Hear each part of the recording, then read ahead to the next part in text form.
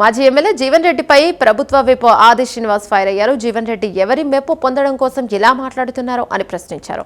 జీవన్ రెడ్డి మాటలు చూస్తూ నవ్వాలో ఏడవాలో అర్థం కావట్లేదన్నారు. బీఆర్ఎస్ లో చేరగానే జీవన్ రెడ్డి మాటలు మార్చుతున్నారని, ఇక పీసీ ఘోష్ కమిషన్ పై మాట్లాడే మాటలు అసత్యమన్నారు.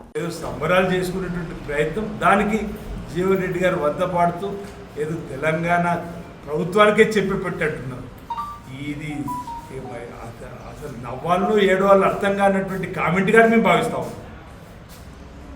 ఈరోజు కాళేశ్వరం కూలిపోయినటువంటి సందర్భంలో బీఆర్ఎస్ ప్రభుత్వాన్ని దుమ్మెత్తిపోసినటువంటి జీవన్ రెడ్డి గారు ప్రజా సొమ్మునంతా కూడా ఈరోజు కాళేశ్వరంలో పోసిర్రు, కూలేశ్వరం అయిపోయిందని చెప్పాలి.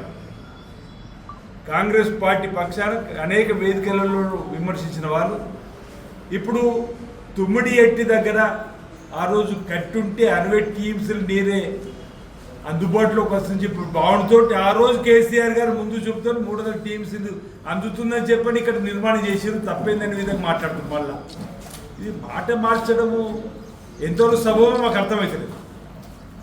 మీరన్నట్టు ఇప్పుడు బీఆర్ఎస్ జనరల్ సెక్రటరీ హోదాలో మీరన్నట్టు నిజంగానే కేసీఆర్ గారి ఆలోచన బ్రహ్మాండం అయితే 300 టీఎంసీలు ఇక్కడ అందుబాటులోకి వస్తుందని చెప్పిన ఆలోచన ఇక్కడ నిర్మాణం చేసింది అనుకుంటే కాళేశ్వరం ప్రాజెక్ట్ అందుబాటులోకి వచ్చి 2023 వరకు బీఆర్ఎస్ ప్రభుత్వం హయాం నడిచినటువంటి సందర్భంలో ఎన్ని టీఎంసీలు నీటిని ఎత్తిపోసిండ్రు, ఎన్ని టీఎంసీలు నీటిని తెలంగాణ రాష్ట్ర రైతాంగానికి అందించారో లెక్కలు ఎందుకు చెప్పలేదు జీవన్ రెడ్డి గారిని అడుగుతాం.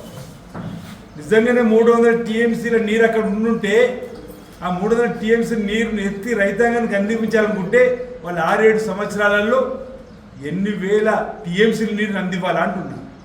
నేను అనుకుంటే ఇచ్చింది 110 టీఎంసీలు కూడా దాటలే 6-7 ఏళ్లలో. లెక్కలు చెప్తాయి. ఈరోజు గుణాంకాలు బీఆర్ఎస్ ప్రభుత్వంలో ఉన్నటువంటి గుణాంకాలు చూడండి, ఇప్పుడున్న గుణాంకాలు చూడండి.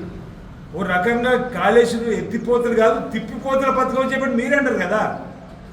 అరే మేడిగడ్డ నుంచి అన్నారు సుందిర చిల్లి పైకి ఎత్తిపోసే క్రమంలో వరద వస్తే మళ్ళీ సముద్ర జలాలకు వదిలిపెట్టినటువంటి పనికిరాని ఈ పథకం కాళేశ్వరం చెప్పినటువంటి మీరు కాంగ్రెస్ పార్టీ ద్వారా అనేక ఉద్యమాలు చేసినటువంటి మీరు ఈ విధంగా ఇది కాంగ్రెస్ పార్టీని విమర్శించే కార్యక్రమం చేయడం, తుమ్మడి హట్టి దగ్గర ప్రాజెక్ట్ నిర్మాణం చేస్తామని అన్నారు కదా, ఎందుకు మొదలుపెట్టారని చెప్పని మాట్లాడినటువంటి మాట ఒకటి అంటున్నారు.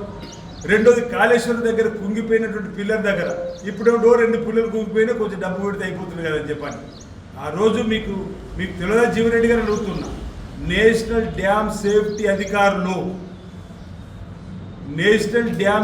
అధికారులు మేము చెప్పేదాకా ఒకవేళ వారు చెప్పకంటే ముందు మొదలు పెడితే మళ్ళీ ఏమన్నా అయితే ఇదే బీఆర్ఎస్ పట్టి గగ్గోలు పడే అవకాశం ఉంటుంది. కాబట్టి ఈ నేషనల్ డ్యామ్ సేఫ్టీ అధికారులు చెప్పిన సూచనల ప్రకారం ముందుకు పోతారు. రాష్ట్ర ప్రభుత్వం లేఖలు అందించి లేఖలు ఇవ్వడం, మా ఉత్తమ్ కుమార్ రెడ్డి గారు రేవంత్ రెడ్డి గారు ముఖ్యమంత్రులు వెళ్ళి వాళ్ళకి కలిసి మాకు ఏ విధంగా ముందుకు పోవాలో మీరు అనుమతి ఇవ్వండి అని చెప్పంటే ఎన్డీఎస్సీ అనుమతులు ఇవ్వకపోవడం వల్ల ముందుకు పోలేము తప్ప ఈరోజు ఎన్డీఎస్సీఏ మీరు ముందుకు వెళ్ళమని మరమ్మతులు చేయమని చెప్పిన తర్వాత తెలంగాణ రాష్ట్ర ప్రభుత్వం చేయకపోతే కావాలని జాప్యం చేస్తుందని చెప్పడానికి ఓ అర్థం ఉంటుంది. ఎన్డీఎస్ఏనే అనుమతి ఇవ్వనప్పుడు ఏ విధంగా ముందుకు పోతాం అంటున్నాం. నేను జీవన్ రెడ్డి ఒక మాట అంటారు, అటు సాయిల్ టెస్ట్ కూడా చేస్తున్నారు, అక్కడ ఏం పనులు చేస్తున్నారు అని చెప్పండి. ఎన్డీఎస్ఏ అనుమతి వచ్చిన తర్వాత తప్పనిసరిగా అక్కడ మళ్ళీ మొన్న మా ముఖ్యమంత్రి గారు నీటిపారుదల శాఖ మంత్రులు గారు కాటర్లో పెద్ద బహిరంగ సభ పెట్టినప్పుడు చెప్పడం జరిగింది. అక్కడికి వెళ్ళిండ్రు, చూసిండ్రు. ఎన్డీఎస్ఏ ఇచ్చేటువంటి అనుమతుల ఆధారంగా వెళ్ళాలి. కూలిపోయిన కుంగిపోయిన అవినీతి అక్రమాలతో ఏటీఎం మార్చుకున్నటువంటి కాళేశ్వరం బీఆర్ఎస్ యొక్క పాపపు పరిపాలన, వారి యొక్క నలుగురికి సంబంధించినటువంటి అక్రమ సంపాదన సంబంధించిన అంశాన్ని చెబుతూ ఇప్పుడు మరమ్మతు చేసుకుని ఎన్డీఎస్ఏ ద్వారా దాన్ని తిరిగి ఉపయోగం తీసుకురావాలని చెప్పని ప్రయత్నం చేస్తున్నటువంటి సందర్భాన్ని తప్పుపట్టే విధంగా మాట్లాడితే ఎలానే అడుగుతుంది.